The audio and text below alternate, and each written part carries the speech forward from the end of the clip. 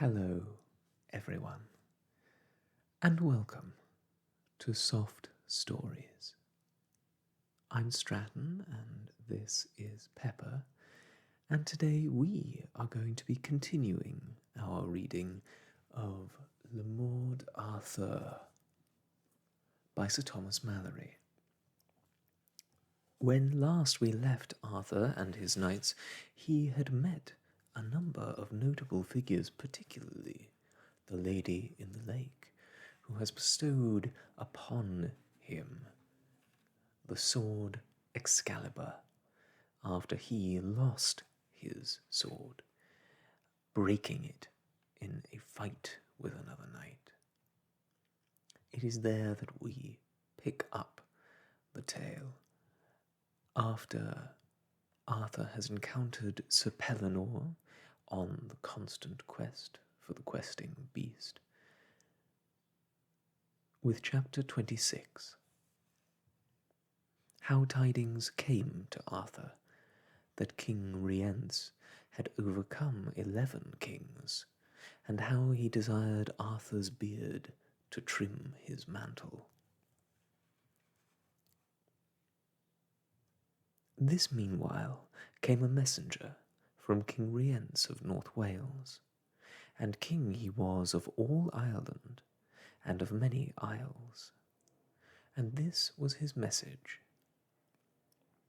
Greeting well Arthur in this manner wise, saying that King Rience had discomfited and overcome 11 kings, and every each of them did him homage. And that was this: they gave him their beards clean flayed off, as much as there was.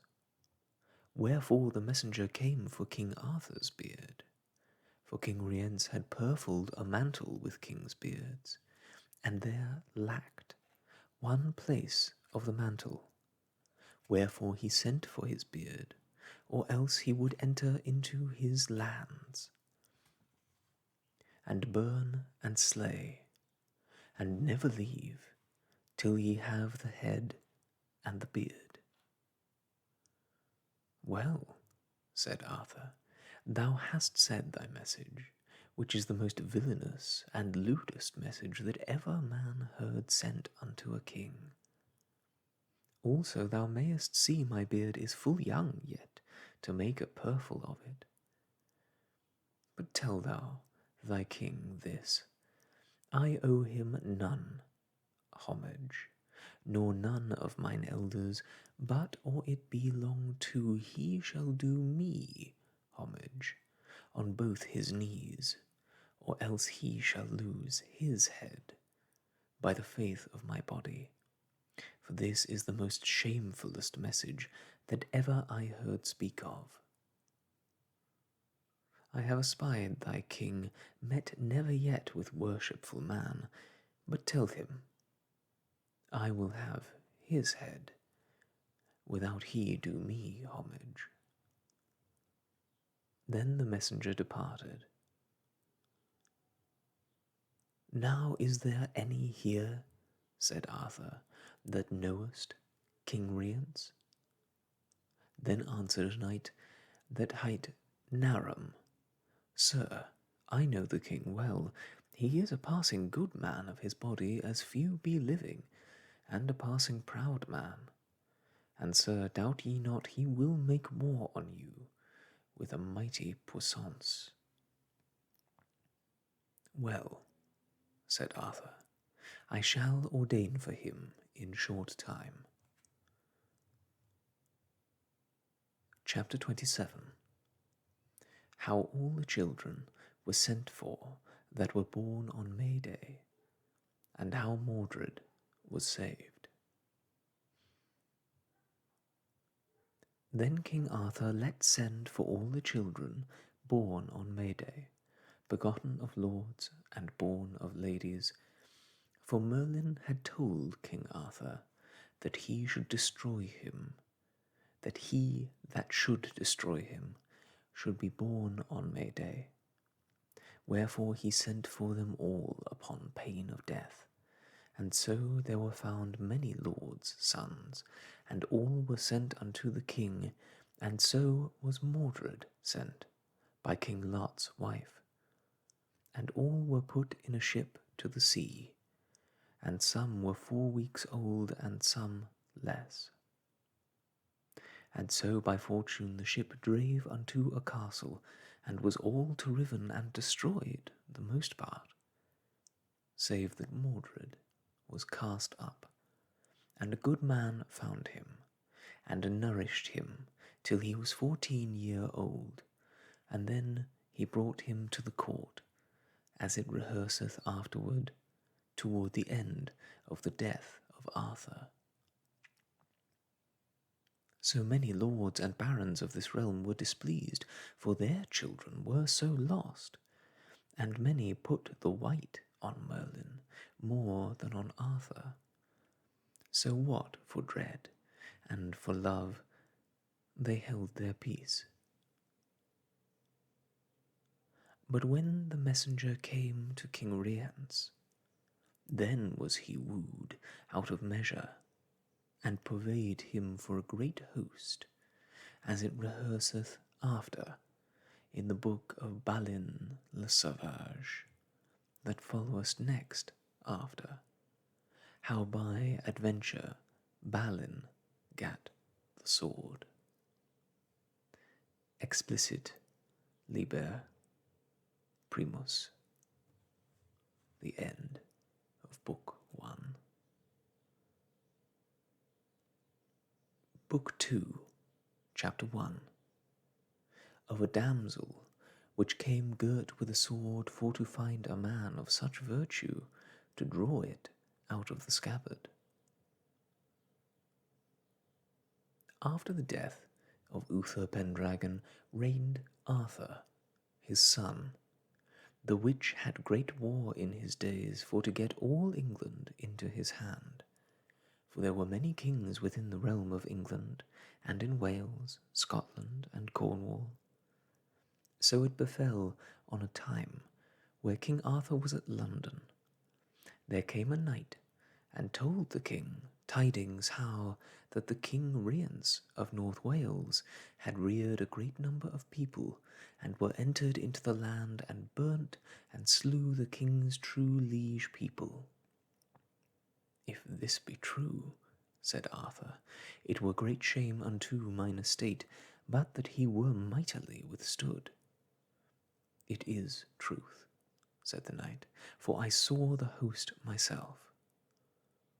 Well, said the king, let make a cry that all the lords, knights, and gentlemen of arms should draw unto a castle called Camelot in those days. And there the king would let make a council general and a great jousts. So when the king was come thither with all his baronage, and lodged as they seemed best, there was come a damsel, the which was sent on message from the great lady Lily of Avelion. And when she came before King Arthur, she told from whom she came, and how she was sent on message unto him for these causes. Then she let her mantle fall that was richly furred, and then was she girt with a noble sword, whereof the king had marvel, and said, Damsel, for what cause are ye girt with that sword? It beseemeth you not. Now shall I tell you, said the damsel. This sword that I am girt withal doth me great sorrow and cumbrance, for I may not be delivered of this sword but by a knight, but he must be a passing good man of his hands and of his deeds, and without villainy or treachery, and without treason. And if I may find such a knight that hath all these virtues, he may draw out this sword out of the sheath. For I have been at King Rience's. It was told me there were passing good knights, and he and all his knights have essayed it, and none can speed. This is a great marvel, said Arthur, if this be sooth. I will myself essay to draw out the sword, not presuming upon myself that I am the best knight, but that I will begin to draw at your sword in giving example to all the barons, that they shall assay every each one after other, when I have assayed it. Then Arthur took the sword by the sheath and by the girdle, and pulled at it eagerly, but the sword would not out. Sir, said the damsel, you need not to pull half so hard, for he that shall pull it out shall do it with little might. Ye say well, said Arthur. Now assay ye all my barons, but beware ye not be defiled with shame, treachery, nor guile. Then it will not avail, said the damsel, for he must be a clean knight without villainy, and of a gentle strain of father side and mother side. Most of all the barons of the Round Table that were there at that time assayed all by row, but there might none speed.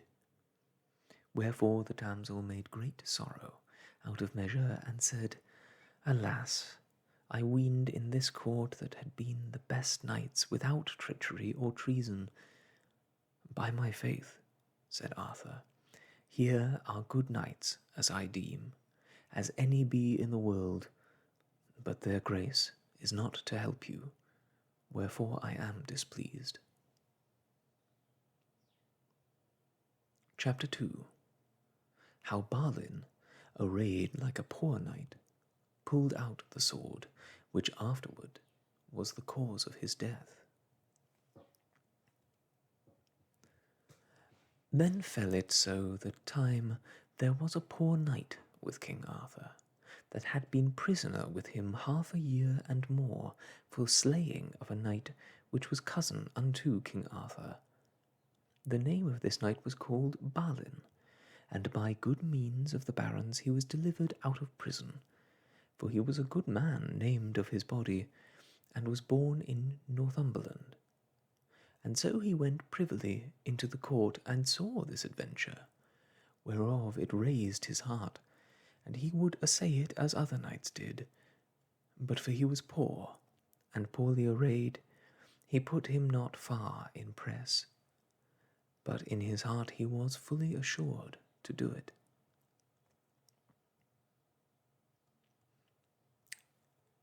And do it as well, if his grace happed him, as any knight that there was.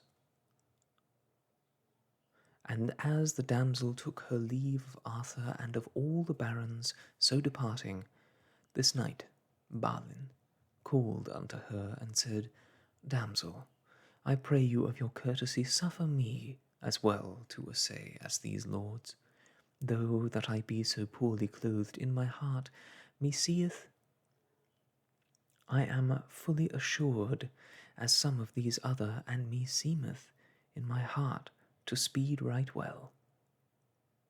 The damsel beheld the poor knight, and saw he was a likely man. But for his poor arrayment she thought he should be of no worship without villainy or treachery.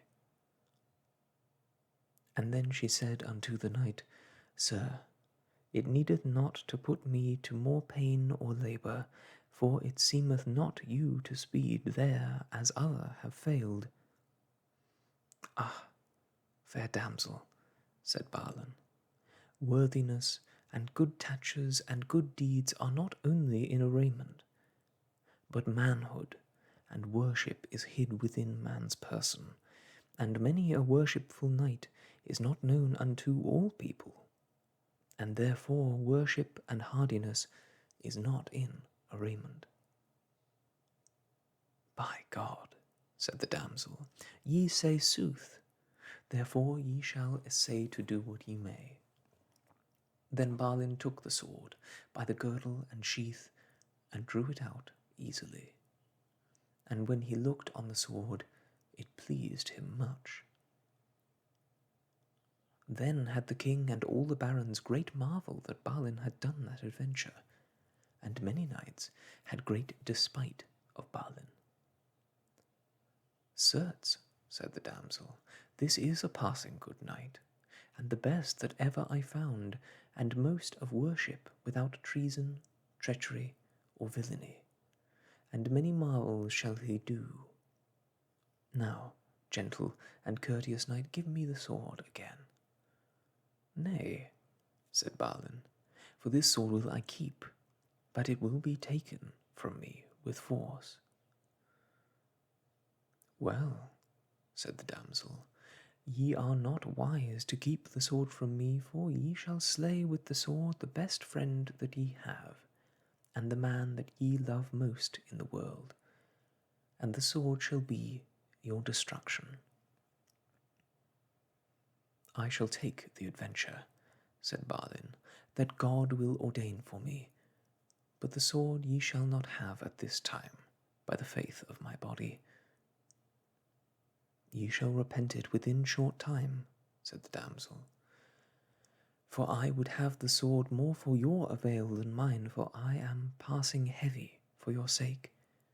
For ye will not believe that sword shall be your destruction, and that is a great pity.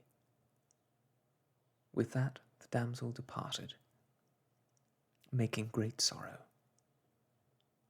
Anon after Ballin sent for his horse and armour, and so would depart from the court, and took his leave of King Arthur. Nay, said the king, I suppose ye will not depart so lightly from this fellowship. I suppose ye are displeased that I have shewed you unkindness. Blame me the less, for I was misinformed against you, but I weened ye had not been such a knight as ye are, of worship and prowess. And if ye will abide in this court among my fellowship, I shall so advance you as ye shall be pleased. God thank your highness, said Ballin. Your bounty and highness may no man praise half to the value, but at this time I must needs depart, beseeching you alway of your good grace. Truly, said the king, I am right wroth for your departing. I pray you, fair knight, that ye tarry not long, and ye shall be right welcome to me and my barons, and I shall amend all amiss that I have done against you. God thank your great lordship, said Ballin, and therewith made him ready to depart. Then the most part of the knights of the Round Table said that Ballin did not this adventure all only by might, but by witchcraft. Chapter 3. How the Lady of the Lake demanded the knight's head that had won the sword, or the maiden's head. The meanwhile that this knight was making him ready to depart, there came into the court a lady that hight the Lady of the Lake. And she came on horseback, richly by scene, and saluted King Arthur, and there asked him a gift that he promised her when she gave him the sword. That is sooth, said Arthur, a gift I promised you, but I have forgotten the name of my sword that ye gave me. The name of it, said the lady, is Excalibur.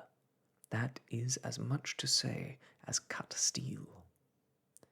Ye say well, said the king. Ask what ye will, and ye shall have it, and it lie in my power to give it. Well, said the lady, I ask the head of the knight that hath won the sword, or else the damsel's head that brought it. I take no force, though I have both of their heads, for he slew my brother, a good knight and true, and that gentlewoman was the causer of my father's death. Truly, said King Arthur, I may not grant neither of their heads with my worship, therefore ask what ye will else, and I shall fulfill your desire. I will ask none other thing, said the lady. When Ballin was ready to depart, he saw the Lady of the Lake, that by her means had slain Ballin's mother, and he had sought her 3 years.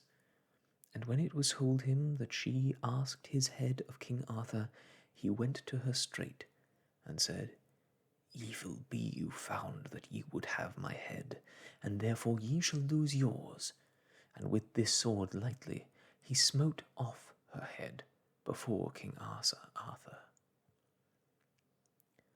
"Alas, for shame," said Arthur, "why have ye done so? Ye have shamed me and all my court, for this was a lady that I was beholden to, and hither she came under my safe conduct. I shall never forgive you that trespass." "Sir," said Ballin, "me forthinketh of your displeasure, for this same lady was the untruest lady living, and by enchantment and sorcery she hath been the destroyer of many good knights, and she was the causer that my mother was burned through her falsehood and treachery." "What cause soever ye had," said Arthur, "ye should have forborne her in my presence. Therefore, think not the contrary, ye shall repent it, for such another despite had I never in my court. Therefore withdraw you out of my court in all haste ye may."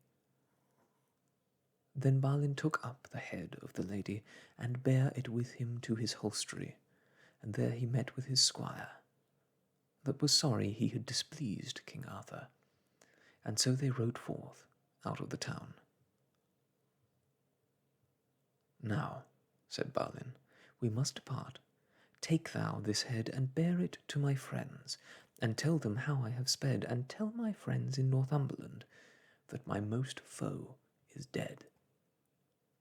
Also tell them how I am out of prison, and what adventure befell me at the getting of this sword." "Alas," said the squire, "ye are greatly to blame for to displease King Arthur." "As for that," said Ballin, "I will hie me in all the haste that I may to meet with King Rience and destroy him, either else to die therefore, and if it may hap me to win him, then will King Arthur be my good and gracious lord." "Where shall I meet with you?" said the squire. "In King Arthur's court," said Ballin. So his squire and he departed at that time. Then King Arthur and all the court made great dole and had shame of the death of the Lady of the Lake. Then the king buried her richly. Chapter 4. How Merlin told the adventure of this damsel. At that time there was a knight, which was the king's son of Ireland, and his name was Lancelot, the which was augurless knight, and counted himself one of the best of the court, and he had great despite at Ballin for the achieving of the sword, that any should be accounted more hardy or more of prowess. And he asked King Arthur if he would give him leave to ride after Ballin, and to revenge the despite that he had done. "Do your best," said Arthur. "I am right wroth with Ballin, and I would he were quit of the despite that he hath done to me and my court." Then this Lancelot went to his hostelry to make him ready. In the meanwhile came Merlin unto the court of King Arthur, and there was told him the adventure of the sword and the death of the Lady of the Lake. "Now shall I say you," said Merlin, "this same damsel that here standeth, that brought the sword unto your court, I shall tell you the cause of her coming. She was the falsest damsel that liveth." "Say not so," said they. "She hath a brother, a passing good knight of prowess, and a full true man, and this damsel loved another knight, that held her to paramour. And this good knight her brother met with the knight that held her to paramour, and slew him by force of his hands. When this false damsel understood this, she went to the Lady Lyle of Avelion, and besought her of help to be avenged on her own brother. Chapter 5. How Ballin was pursued by Sir Lancelot, knight of Ireland, and how he jousted and slew him. And so this Lady Lyle of Avelion took her this sword that she brought with her, and told there should be no man pull it out of the sheath but if he be one of the best knights of this realm, and he should be hard and full of prowess, and with that sword he should slay her brother. This was the cause of that damsel came into this court. I know it as well as ye. Would God she had not come into this court, but she came never in fellowship of worship to do good, but always great harm. And that knight that hath achieved the sword shall be destroyed by that sword, for the which will be great dommage. For there liveth not a knight of more prowess than he is, and shall do unto you, my lord Arthur, great honour and kindness. And it is a great pity he shall not endure but a while. For his strength and hardiness I know not his match living. So the knight of Ireland armed him at all points, and dressed his shield on his shoulder, and mounted upon horseback, and took his spear in his hand, and rode after a great pace, as much as his horse might go. And within a little space on a mountain he had a sight of Ballin, and with a loud voice he cried, Abide, knight, for ye shall abide whether ye will or nill, and the shield that is to fore you shall not help. When Ballin heard the noise, he turned his horse fiercely, and said, Fair knight, what will ye with me? Will ye joust with me? Yea, said the Irish knight, therefore come I after you. Peradventure, said Ballin, it had been better to have holden you at home, for many a man weeneth to put his enemy to a rebuke, and oft it falleth to himself. Of what court be ye sent from? Said Ballin. I am come from the court of King Arthur, said the Knight of Ireland, that come hither to revenge the despite ye did this day to King Arthur and to his court. Well, said Ballin, I see well I must have ado with you, that me forthinketh for to grieve King Arthur, or any of his court, and your quarrel is full simple, said Ballin, unto me, for the lady that is dead did me great damage, and else would I have been loth as any knight that liveth for to slay a lady. Make you ready, said the knight Launcelot, and dress you unto me, for that one shall abide in the field.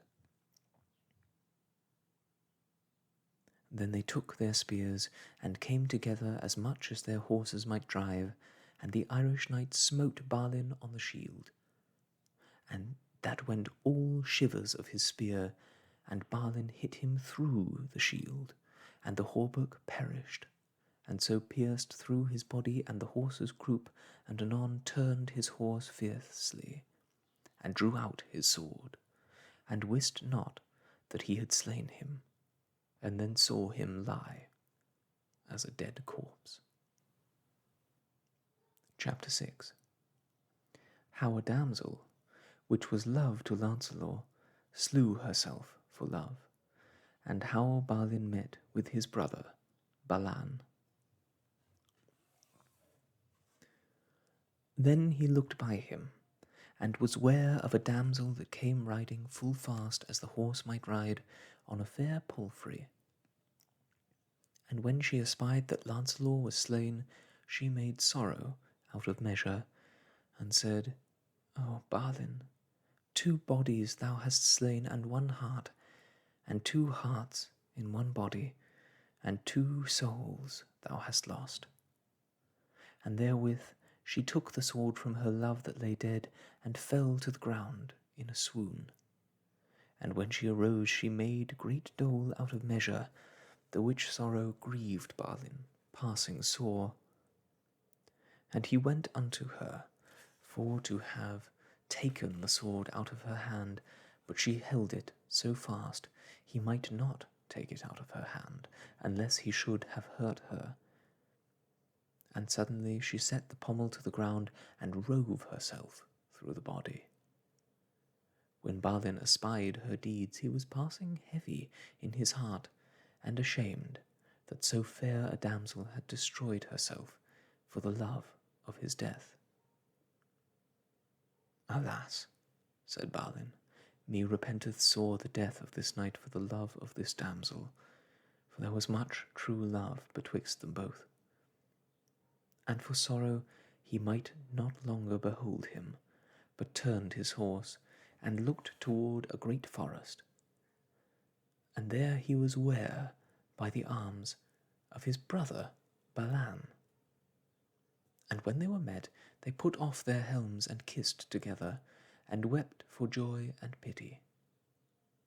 Then Ballin said, I have weened to have met with you at this sudden adventure. I am right glad of your deliverance out of your dolorous punishment. For a man told me in the castle of 4 Stones that ye were delivered, and that man had seen you in the court of King Arthur, and therefore I came hither into this country, for here I supposed to find you. Anon the knight Ballin told his brother of his adventure of the sword, and of the death of the Lady of the Lake, and how King Arthur was displeased with him. Wherefore he sent this knight after me that lieth here dead, and the death of this damsel grieveth me sore. So doth it me, said Ballin, but ye must take the adventure that God will ordain you. Truly, said Ballin, I am right heavy that my lord Arthur is displeased with me, for he is the most worshipful knight that reigneth now on earth, and his love will I get, or else I shall put my life in adventure. For the King Rience lieth at a siege at Castle Terrabil, and thither will we draw in all haste to prove our worship and prowess upon him. I will well, said Ballin, that we do, and we will help each other as brethren ought to do. Chapter 7. How a dwarf reproved Ballin for the death of Lancelot, and how King Mark of Cornwall found them, and made a tomb over them. Now we go hence, said Ballin, and well will we be met. The meanwhile, as they talked, there came a dwarf from the city of Camelot on horseback, as much as he might, and found the dead bodies, wherefore he made great dole, and pulled out his hair for sorrow, and said, Which of you knights has done this deed? Whereby askest thou it? Said Ballin. For I would wit it, said the dwarf. It was I, said Ballin, that slew this knight in my defence, for hither he came to chase me, and either I must slay him or he me, and this damsel slew herself for his love, which repenteth me, and for her sake I shall owe all women the better love. Alas, said the dwarf, thou hast done great damage unto thyself, for this knight that is here dead was one of the most valiantest men that lived, and trust well, Ballin, the kin of this knight will chase you through the world till they have slain you. As for that, said Ballin, I fear not greatly, but I am right heavy that I have displeased my lord King Arthur for the death of this knight. So as they talked together, there came a king of Cornwall riding, the which hight King Mark. And when he saw these 2 bodies dead, and understood how they were dead, by the 2 knights above, said, Then make the king great sorrow for the true love that was betwixt them, and said, I will not depart till I have on this earth made a tomb. And there he pight his pavilions, and sought through all the country to find a tomb, and in a church they found one was fair and rich, And then the king let put them both in the earth, and put the tomb upon them, and wrote the names of them both on the tomb. How here lieth Lancelot, the king's son of Ireland, that at his own request was slain by the hands of Ballin, and how his lady, Colombe, and paramour, slew herself with her love's sword for dole and sorrow. Chapter 8. How Merlin prophesied that the two best knights of the world should fight there, which were Sir Lancelot and Sir Tristram. The meanwhile, as this was a-doing, in came Merlin to King Mark, and seeing all his doing, said, Here shall be, in this same place, the greatest battle betwixt two knights that was or ever shall be, and the truest lovers, and yet none of them shall slay other. And there Merlin wrote their names upon the tomb with letters of gold, that should fight in that place, whose names were Lancelot de Lake and Tristram. Thou art a marvellous man, said King Mark unto Merlin, that speakest of such marvels. Thou art a boisterous man, and an unlikely to tell of such deeds. What is thy name? Said King Mark. At this time, said Merlin, I will not tell, but at that time, where Sir Tristram is taken with his sovereign lady, then ye shall hear and know my name, and at that time ye shall hear tidings that shall not please you. Then said Merlin to Ballin, Thou hast done thyself great hurt, because thou savest not this lady that slew herself, that might have saved her an thou wouldest. By the faith of my body, said Ballin, I might not save her, for she slew herself suddenly. Me repenteth, said Merlin. Because of the death of that lady thou shalt strike a stroke most dolorous that ever man struck, except the stroke of our Lord. For thou shalt hurt the truest knight, and the man of most worship that now livest.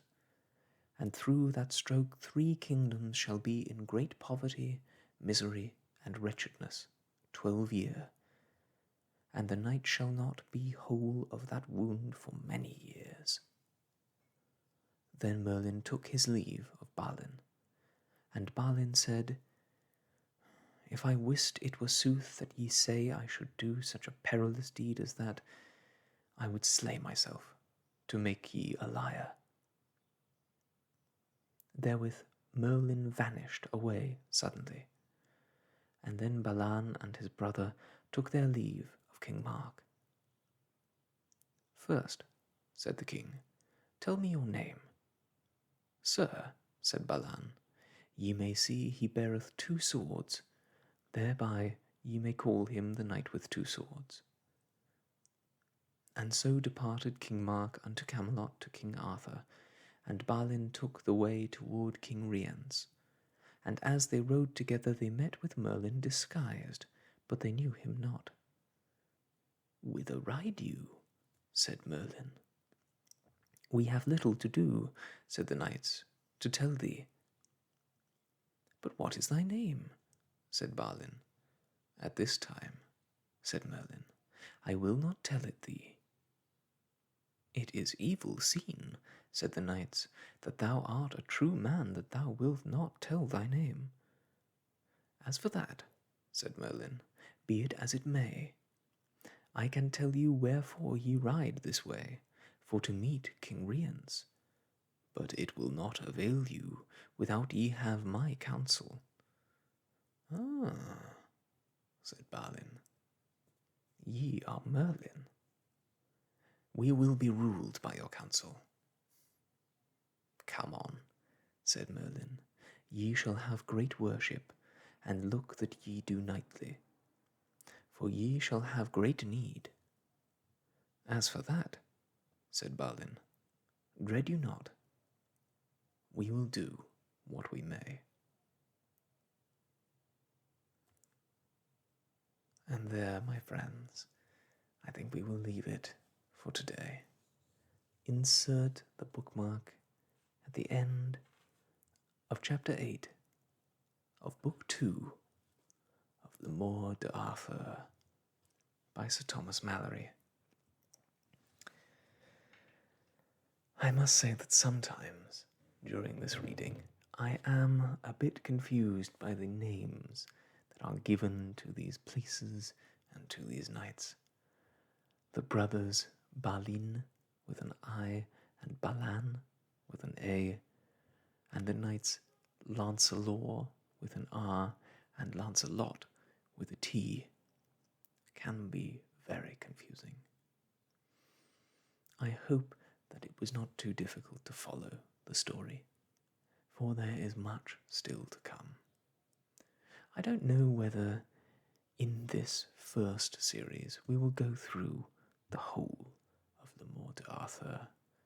There are 20-some-odd books, each with 20-some-odd chapters, and that seems an awful lot to get through. Maybe, as we did with Sherlock Holmes, we'll do a couple of books at a time, and then leave it for a while, so that it does not become the sole focus of this channel. I hope that that idea is amenable to you, and that you look forward to the next time when we will be continuing our reading of the adventures of King Arthur and his knights, and of Merlin, the great and mysterious wizard. Until next we meet, I thank you for joining me, and I wish you all the best. Goodbye.